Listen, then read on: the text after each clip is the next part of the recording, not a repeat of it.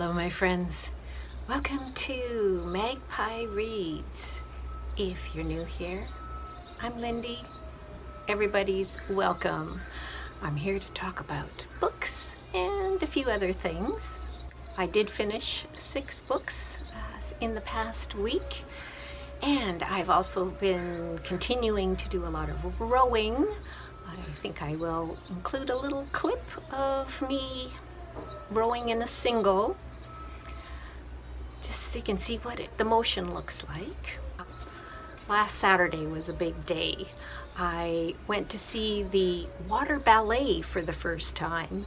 This is something that the little ferry boats, the ferry taxis, do on the water at Victoria's Inner Harbour, and it's quite delightful. These boats can maneuver so tightly, so they can be in close formation, they can spin. Yeah, loved it. And then right after that, it was the Victoria Pride Parade. And I will put together a montage of little video clips for the end of this video if you want to see a little bit of the flavor, what it was like. It has been hot here in the past week. Well, what a northern person like me calls hot. Temperatures up to 28 or 29 degrees Celsius. Certainly bearable, and I know it's been much hotter in other places, but I did feel sorry for my dog Joni because she has long hair, so I gave her a summer haircut. That happened. And I also made a lot of progress on the embroidery stitch along that I've been doing. The stitch along actually finished yesterday, I think. Yesterday or today. And I'm not finished with the embroidery. I'll show you what I've got so far, and I will continue to work at it, but it's been fun, the whole creative process of coming up with flowers and a design and what stitches to use and what colors to use, and yeah, it's been great. I think I'll be doing more embroidery in the future. What has not been great is the news about Alice Munro.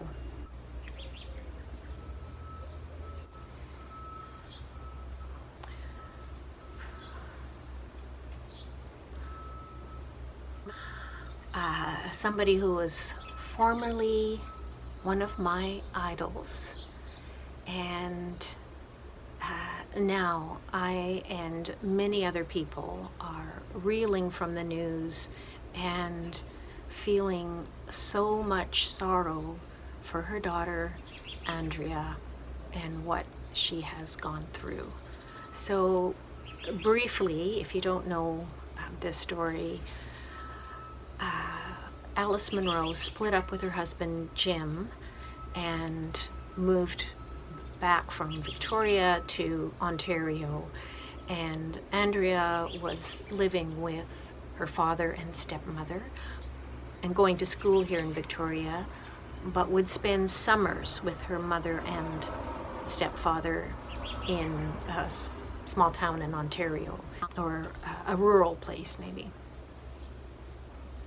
When she was 9, she was sexually assaulted by her stepfather. When she got back to Victoria, she told her father and stepmother, and they decided not to say anything to Andrea's mother, Alice Munro.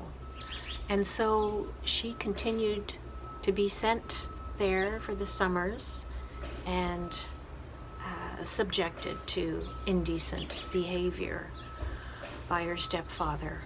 She didn't actually tell her mother what had happened until she was 25 years old. And it's her mother's reaction that really upsets me. she decided to stay with this abusive man, and the lack of support that... Hi. Hello. Have a great day. You too. Yes, the lack of support that Andrea received from the adults around her is heartbreaking, and I am especially heartbroken about her mother's response. I will leave a link below to a CBC radio show talking about this, and I am still processing emotions. I am really glad that last year I read Claire Dederer's book, Monsters, A Fan's Dilemma, in which she has a series of essays talking about what we as readers or viewers of artistic works, what are we to do with the love that we feel for these works after we find out that the creator was a monster or did monstrous things. My feminist book club discussed that book a few months ago, and I was glad that I had made a whole bunch of notes when I first read it. So I didn't read it a second time, although now I'm tempted to do that. But in my notes, so not necessarily word for word, but notes when I was reading, is this passage.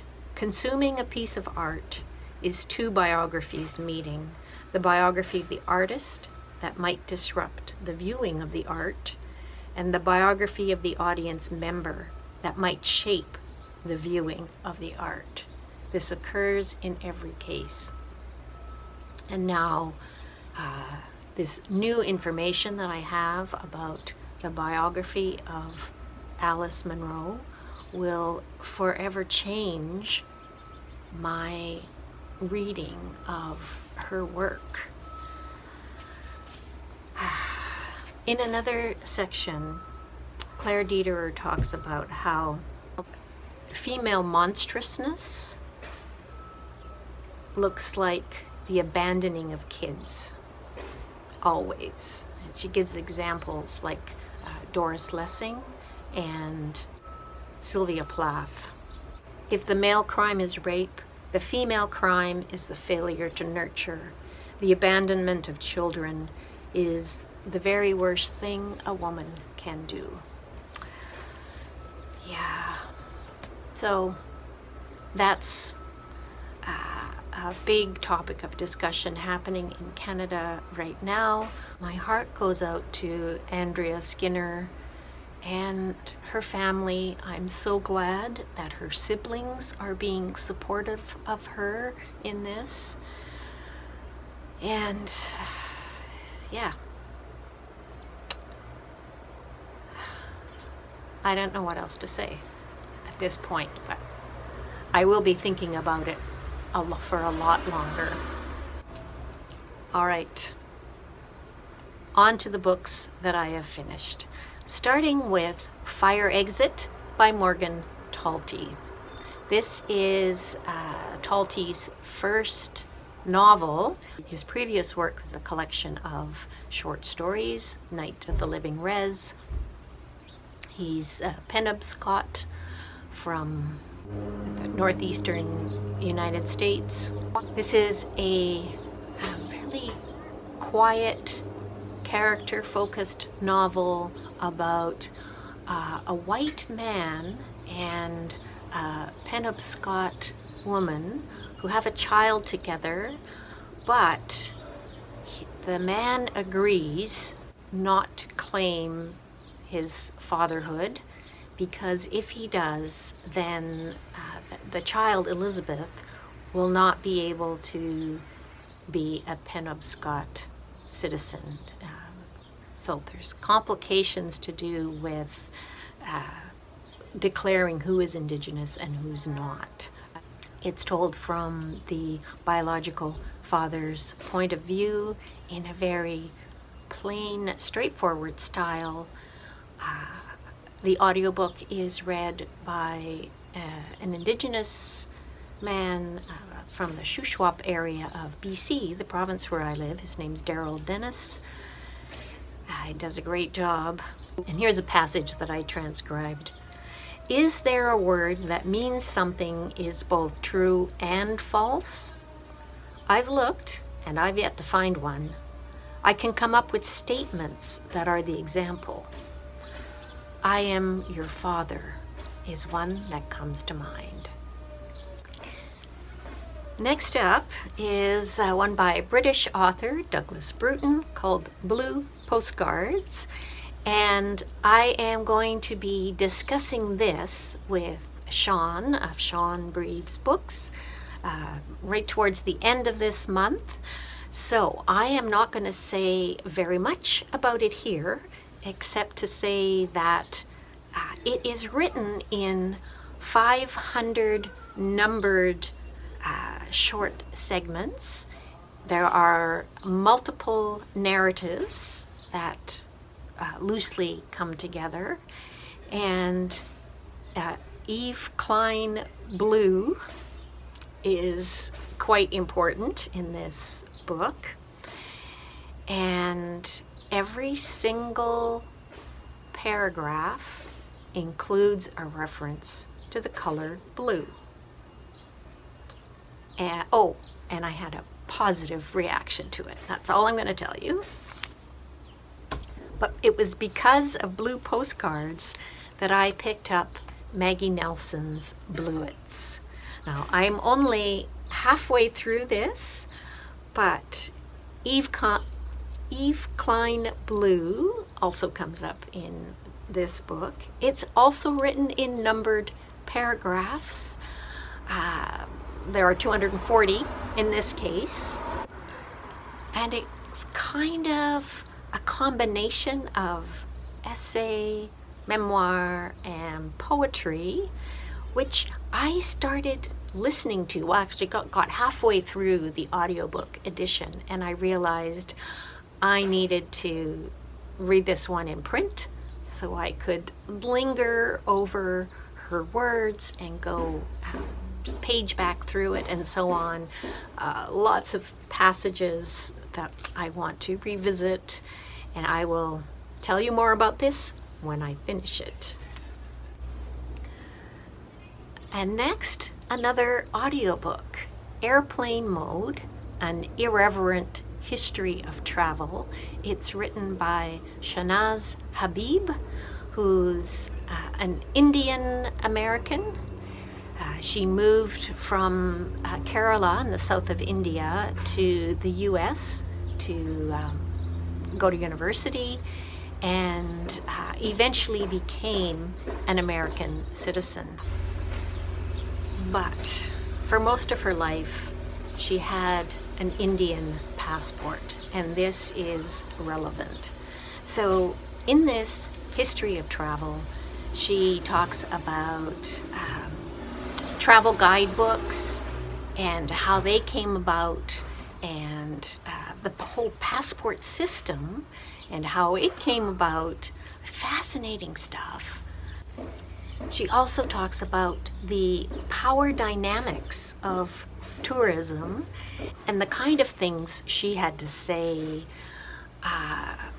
just meshed so well with what's going on in the world right now. Last weekend there were huge protests against tourists and expats in Barcelona. So the author, Habib, does love to travel, and also because most of her family is in India, in order to visit them, it requires travel. So There are so many issues. You know, there's the question, who gets to travel? Who gets to write about it? So visa costs, for example, with her Indian passport, if she wanted to travel to Paris, so this was an example, there was so much paperwork for her to fill out. And she does cite a 2021 study that was done comparing tourist visa costs. So someone from Western, Northern, or Southern Europe, or North America, or Australia or New Zealand might have to work 2 hours to pay for a tourist visa, whereas some other countries would require a person to work 2 weeks or sometimes even 3 weeks in order to pay for a tourist visa.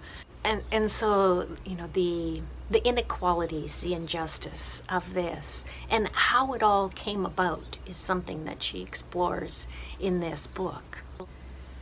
She also talks about wanderlust and how it's used now as a way to sell things.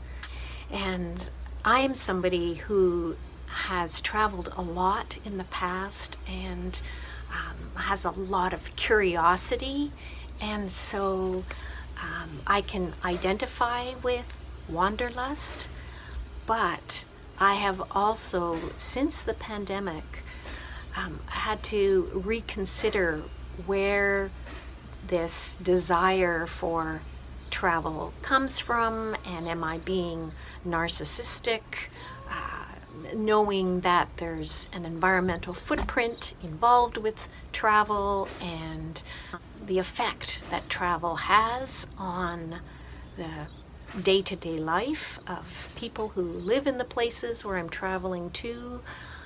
Those protests in Barcelona against tourists show that there's definitely a negative effect of too much tourism on quality of life for locals.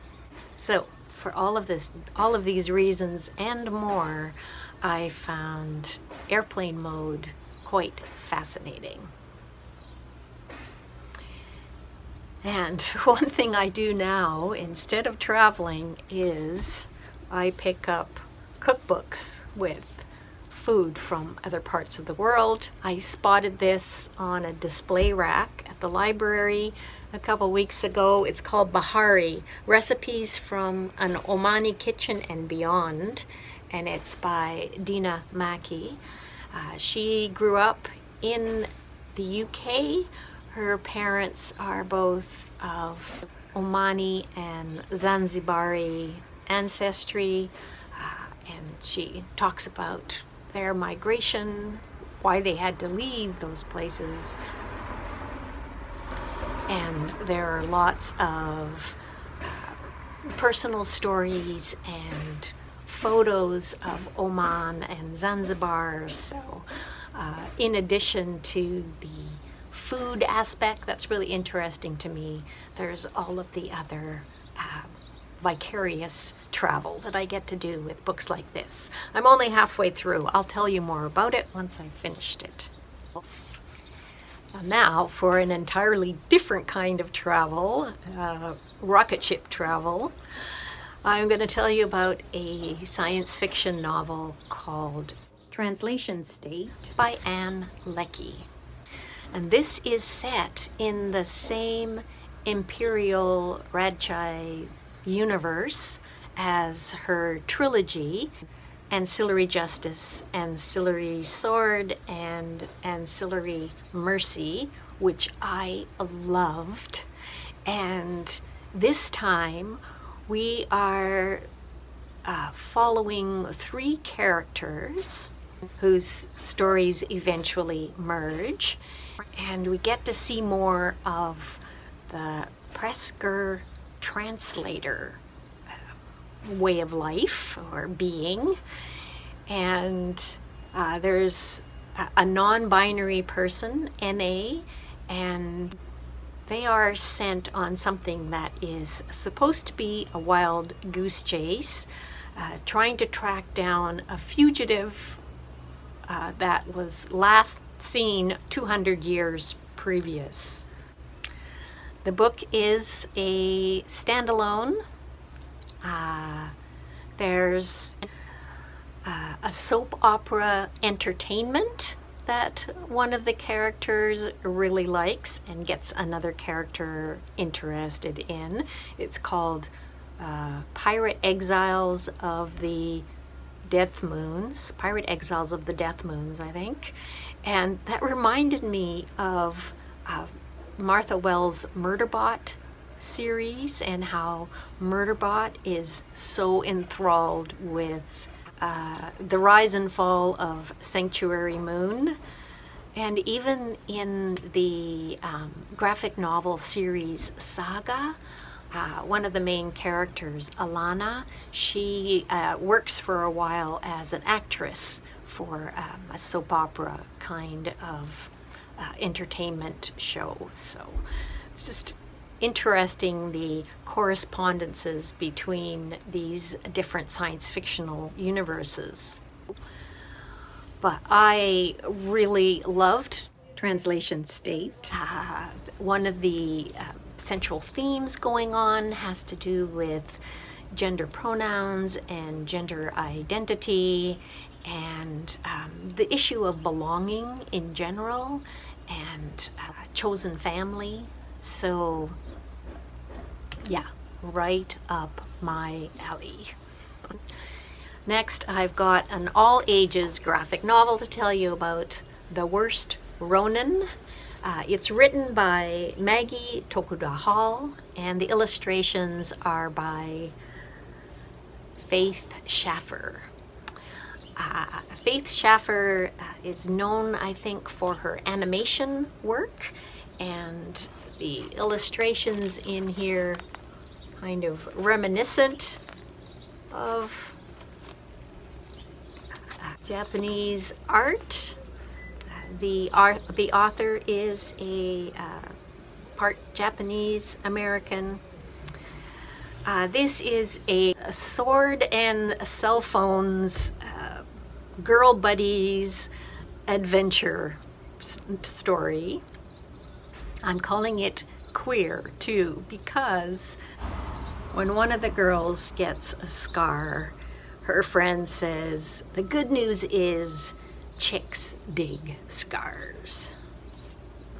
And you're a freaking hero now, seriously. So the really quirky aspect of it is that it's set in a world of samurais in Japan, but it's also a world that has cell phones and social media, so all together in one. Totally fun, totally escapist, and I do recommend it. And last up, I have a picture book, Len and the Lonely Fisherman. It is by two British creators, Ian Eagleton and James Mayhew.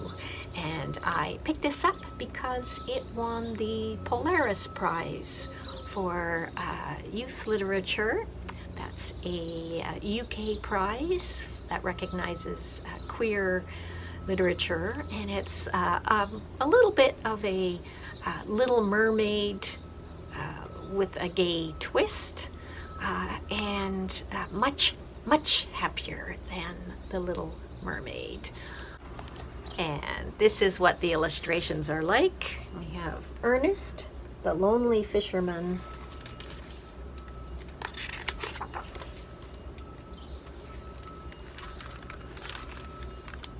and here's the point where he's about to meet Nen, the merman. Neither of them are lonely anymore. Well, everybody, that's all I've got for you today. So thank you so very much for watching. I always appreciate hearing from you. So please say hello in the comments down below. If you have anything to say about these books that I talked about today, or Alice Munro, or the whole issue of monsters and a fan's dilemma, please use that comment field down below, and stick around if you want to see some scenes from Victoria's Pride. Thanks again. I'll see you all soon. Bye for now.